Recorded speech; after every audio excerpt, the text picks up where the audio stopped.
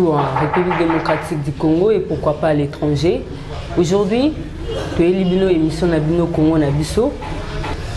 Et Kambamaka na Blanche Kuyemboko, ne boiba journaliste de Tolekara na Congo Progrès International. Kasilelo, naza penga mon côté, naza accompagné na communicateur moko ya mouvement Congo en avant, Hervé Moutinzumu, oaza porte-parole ya président Kaska Songo Kalalo, Oto Yambie Lelo to pese mbote. Bonjour conseiller. Mbote maman Blanche Kuyemboko. Vous avez bien conseillé. Kimia Ezali, nyosozo kene malamu. Je peux répondre à l'invitation d'Abisso. Merci. Chaîne Nabiso et Ambibiso Lelo. Congo Progrès International. CPI. Merci pour l'invitation et merci pour l'argent pour la direction de la chaîne et tout souhaiter et qu'il Liboso. Merci beaucoup conseiller. Tu l'as dit na Ibandeli. Tu es conseiller en matière à médias. Il y a le président Kaska Songo mouvement Congo en avant. Conseiller Tongito Banda émission Nabiso. Tongi juste au peu ça apport na ya mouvement Congo en avant par rapport il a levé à enseignement gratuit. Tout le monde a qui le lengue président en contaki à nos sacs enseignement gratuit et puis il y a Niel Bossé Simbaki mais les lots au boué tout au mois enseignement gratuit balongo liango. Tu es habité pour en tant que conseiller MC en tant que mouvement Congo on n'a pas eu sa place. Bon, et là, on dit bosser en le que enseignement, gratuité et enseignement, ils sont liés à Tibokondi à Mwanamboka Tshisekedi. Pambate, ils sont inscrits dans la constitution où ils sont Mibeko. Ils ont mobeko likolo ya mboka na biso. Depuis règne ya Kabila oui. Yango nazo kende. C'est sur l'article 43 de la Constitution de balobeli mambetali gratuité et enseignement de base. Na boye ya mwana mboka Félix Antoine Tshisekedi a matérialisé au fait article wana apesi yango vie a sali été esalama. Volonté politique na ye a sangisi yango na mibeko oyo ezalaka pour epesa biso gratuité et enseignement. Alors les autres se retrouvent dans le contexte de Nini, tous se retrouvent dans le contexte où les enseignants ne se retrouvent pas. Parce que selon Bango, il y a certains où il y a un panel, il y a des colonnes qui ont par exemple $500, mais Ekiti est commis dans autant. Voilà pourquoi l'enseignant va gréver les lots. Alors dire que l'enseignement est sous gratuité, c'est un peu aller trop loin. Mais jusque-là, le ministre de l'enseignement, Tony Mwaba, est en train de... Il y a des mesures, il y a des enseignants pour trouver la bonne situation pour permettre à tout le monde de se retrouver. L'enseignement, annulation, il y a enseignement, il y a gratuité enseignement, ils ont annoté. Donc parce que, frère, Oyo, Tozoyoka, ils sont liés dans le fonctionnement interne, il y a ville la biso. Conseillez s'il vous plaît. Surtout l'année, les besoins, na baba na musu na interview qui bango na cité balobi, basengi biso $100. Basengi biso $100, balobi 50 doit foutre tango d'ici mois de décembre tu foutre $50 et puis l'autre $50 dans mois de mars. Bon, c'est déjà quand c'est nous les ici balongo li. Prenons un exemple. Ceux qui sont dans l'école, on va demander qu'on fout à $550 par exemple. Parce qu'il y en a, on va demander fout à 550. Mais les lots où on dit que on te faut payer $100 par exemple. Vous voyez déjà, il y a une certaine volonté de mieux faire les choses.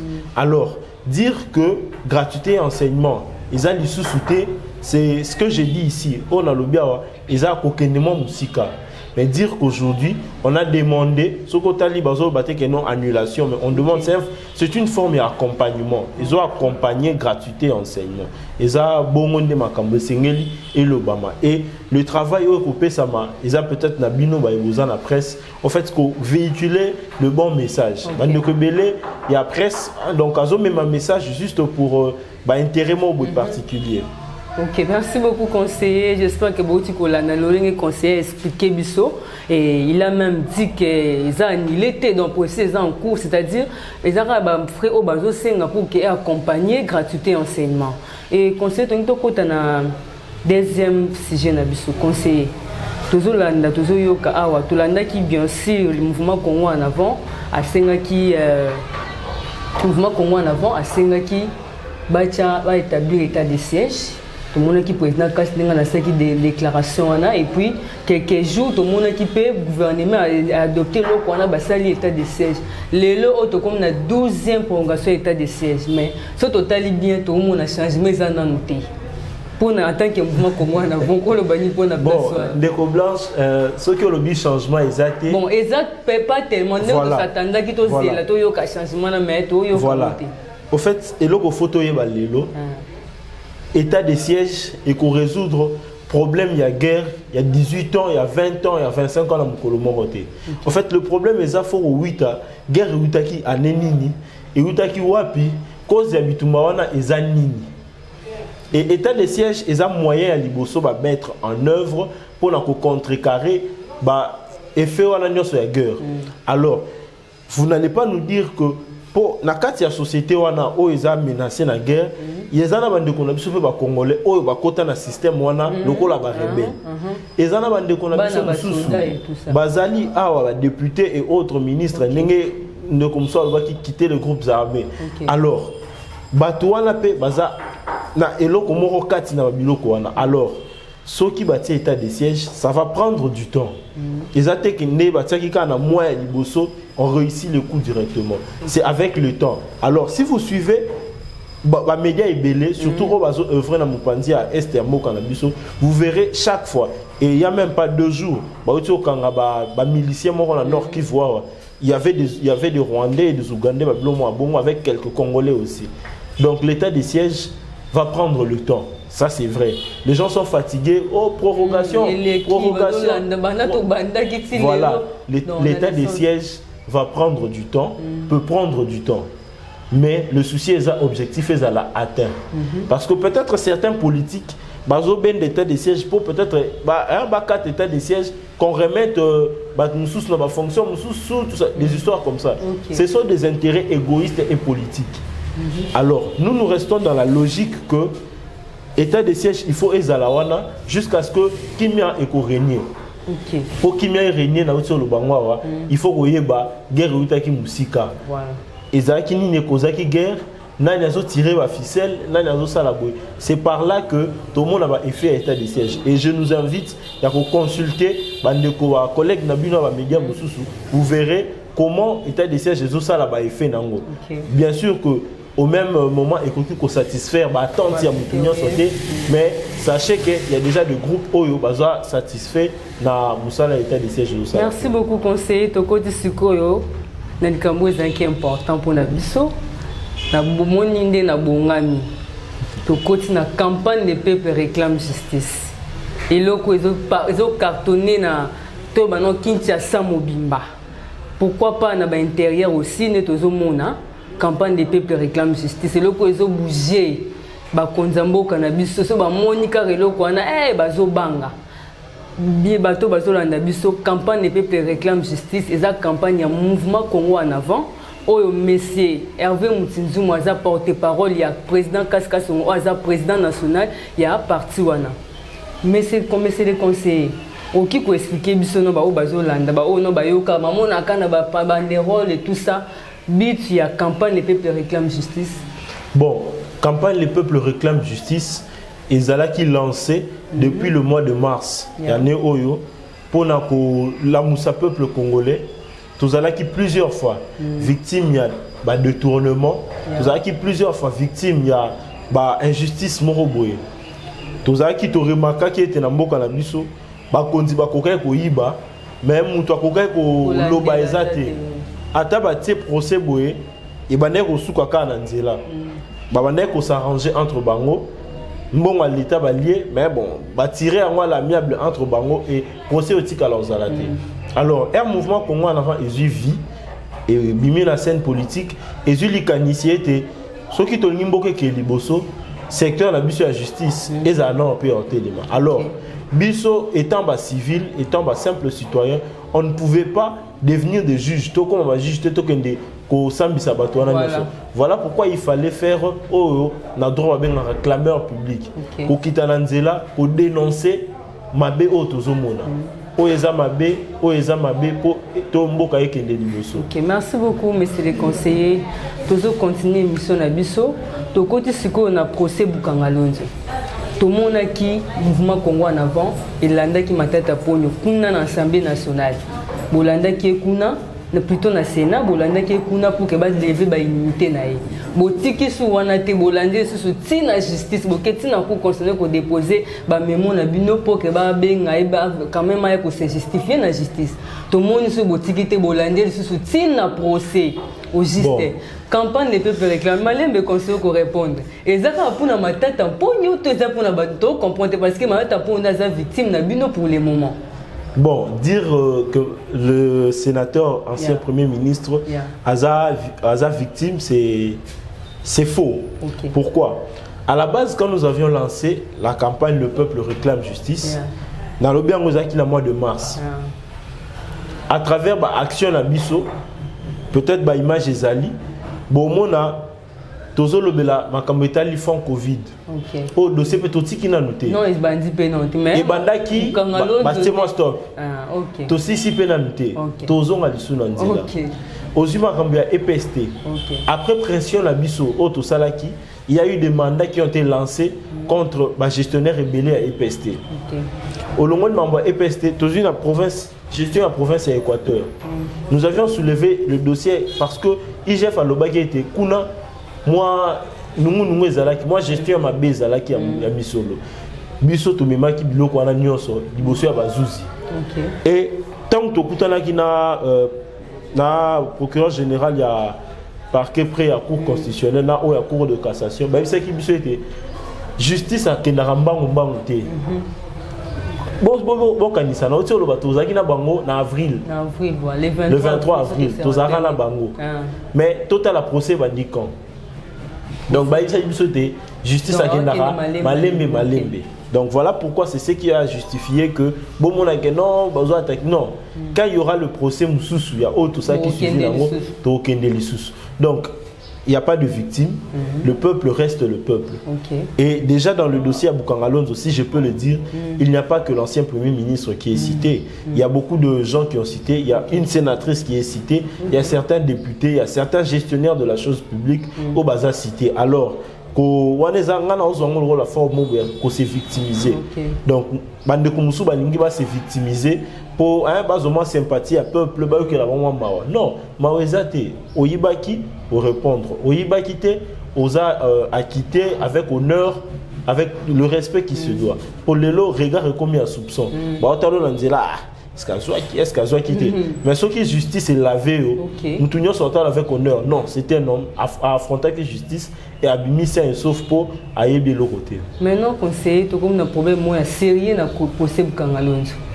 Bauti ba juge ba avocat ya nani ya matata mponyo bauti koloba non na qualité na ba koki ko samse na cour constitutionnelle il faut ba que samse na cour de cassation parce que pour na idée wana to ba teza manœuvre ba do sala pour ba surveiller non comprendre pour na na beaucoup no ba ni place. Mais le ministère public d'abord reste un.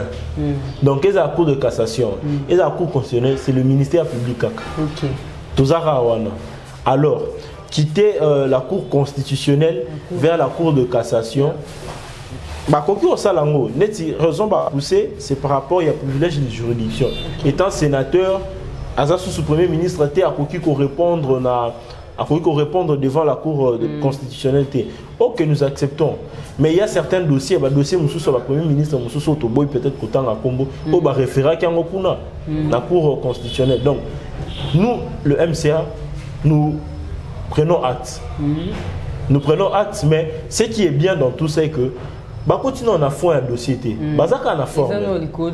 Nous sommes dans la forme. Est-ce que non Makambambo? Non, mais ce qui est sûr, le peuple doit être rassuré que bateau qui misoloana pour répondre qu'à la justice. Et même devant la cour de cassation, ça reste la justice. Donc et peut-être ce qu'il faut constater, c'est juste vide judiciaire. Donc peut-être il n'y a pas eu de encadrement par rapport à l'article pour permettre à ce que l'ancien Premier ministre base à la directe juge naturel là-bas. Mais nous prenons acte et nous pensons que devant la Cour de cassation, ils appellent la justice. Les personnes qui ont eu à gérer, pour répondre ils ont comme reproche au Sali. Merci beaucoup, conseiller. Toko Disiko na bilan, il y a inspecteur général de la finance, oh lelo, mais c'est cauchemar. Donc, ce là, il faut likambu, il faut likambu. Naibité, na mon tomo na rabino MCA mingi bo zalaka un peu collé na Gilles Lingete to ebité ça na mo alliance mo ça na kati wana tondeni. Bon, au fait lelo par rapport à makambu na biso tozo sala, par rapport à mouvement Congo en avant, toza ba valeur auto respectaka. Alors ba valeur na biso wana ezo mema biso na ko soutenir ce qui est bon et juste. Ce qui est bon et juste. Alors, surtout dans le contexte, il y a Motuna Otuni Bisso par rapport à l'Alliance Nabiso Namboka Jules Lingete. Mais c'est tout à fait clair. Nous avons ça bien. Au fait, ils ont rencontré Vision Nabiso. Ils rencontrent notre vision et nous, on l'accompagne. Poto Sepeli, na Moussala Zosala. Ce qu'on ça na Moussala bien té, on ne serait pas à ses côtés. Donc, comment ça Moussala est bien? Sa façon de travailler rencontre notre vision. Yango ana tozana et longo. Alors, positif. Mais le bilan est positif parce que pourquoi? Ngai par exemple, il y a certaines personnes on a coûté na bango. Na tuni bango mais pour na bino IGF et ça lui combien d'années tout ça. Bon, non, mais l'IGF a 34 ans. Ah, c'est ça. Donc, ce qui fait que l'IGF a existé avant le président Kabila, l'IGF a existé. Avant le président Mouzé, l'IGF a existé. Mais voilà. Parce qu'il y avait des enquêtes qui se faisaient. Mais suite Nango Nasuka, on a été Kolobawa, donc ça s'arrangeait à l'amiable. Donc, et pourtant, le peuple veut voir des gens au bateau gérer ma baie mis à l'écart. Donc, moi, ça, il faut qu'on se le dise. Les lots, c'est un peu rare chez nous ici, RDC Boye, qu'on puisse réviser budget à la hausse. Les lots, on peut voir notre budget, matin. Mais les bosseux, c'est toujours quitte. Surtout pour mener l'élection Boye. Donc, vu que la dépense, c'est l'élection Zoya, tu as diminué le budget dans Donc, c'est quelqu'un qui travaille comme il le faut, comme il se doit. Voilà pourquoi le mouvement Congo en avant le soutient. Donc, ils ont soutenu pour Ansala Moussa Malam. Et nous connaissons, en fait, particularité de la MCA, on a Malam, et ça nous a à gauche, droite, nous on soutient. Il y a Mabé, on dénonce. Je prendrai l'exemple de Mambeta Liram. Jusque-là, nous dénonçons. Pour nous, ça reste une escroquerie à ciel ouvert. Jusque-là, mouvement Congo en avant. Non, mais nous avons lancé une campagne médiatique. Nous avons lancé une campagne médiatique, il y a des affiches pour ça. Donc nous essayons de communiquer. Non, en fait, je disais ici, chaque chose a son temps. Nous prenons le temps, nous allons dossier sur dossier. Nous l'avions dit, nous avions déjà lancé des affiches. Il fallait le faire maintenant déjà, pour que ça vous met dans l'actualité. Nous sommes, au fait, avant de descendre sur le terrain, il faut au fait s'assurer de beaucoup de choses. Et nous sommes en processus. Et je vous rassure que ce qui peut quand même sera, mais ça peut quand même clair, vous verrez le mouvement Congo en avant pousser la voix plus haute. Nous avons lancé la campagne médiatique contre Mambeta Liram et nous allons continuer à le faire. Merci beaucoup, monsieur le conseiller. Vraiment, Bandeko Balandi. Nous allons continuer à communiquer dans souka émission Nabiso. Nous continuer la dernière question Nabiso. Nous continuer à Marambo Italie élection. Et bon, mon là qui le lengue président. Aoubaouta qui a entériné M. Kadima et tout le monde qui est un mouvement Congo en avant et puis ça qui est félicitations M. Kadima le président Seni bon puis ça qui est félicitations par rapport au nouveau CP là qui est yenda zala peut être ça comme ça bien assez et donc toute une question pour l'élection 2023 est-ce que le mouvement Congo en avant est lancé ba candidat la présidentielle et puis na députation et tout ça. Bon, ce qu'il faut dire, c'est que d'abord, sur la zone, moi, si je suis l'élection, moi, je suis Denis Kadima, moi, je suis compétent par rapport à Moussala. Et en dehors, il y a ma compétence pour le mouvement Congo en avant. Parce que là, c'est exemple plus simple. Moi, quand il a été employé pour la Moussala, na bamboke belé. Ce qu'on a bamboke belé, bazaki na intérêt. Non, na bamboke belé, bazaki peka na ba intérêt envers M. Kadima. Waneza Motuna. Donc, alors, monsieur Kadima, Aza compétent. Mais quand mon président quand ça moulou baté m'a accepté parce que en fait il faut quitter et le important, il faut quitter ba débat mobo ozo sangisate hein. C'est ça. Ozo sangisate photo tika. Muto aza compétent, to pesa musala asala. Et le que bomi mboka lelo munani. Donc pour nous, les élections doivent se faire à temps.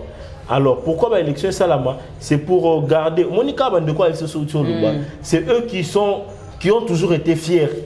Nous sommes les gens qui ont amené l'alternance. Bissot qui m'a respect à la Constitution et autres. Mais pourquoi pas permettre Namon Namboka Félix à Memapé, Marambetali, élection à ordre. Et par rapport à les candidats, nous allons lancer nos candidats. Pour la présidentielle, on ne sait pas dire. Parce que jusque-là, le mouvement Congo en avant reste seul et est en train d'étudier la politique. Et on va se fixer avec le temps pour éviter ces pays, chaîne Nabusso, et pour point de presse autour de l'élection. Merci beaucoup, messieurs les conseillers. Nous sommes à la fin de notre émission. Bato Balandi Bisso, merci pour la confiance.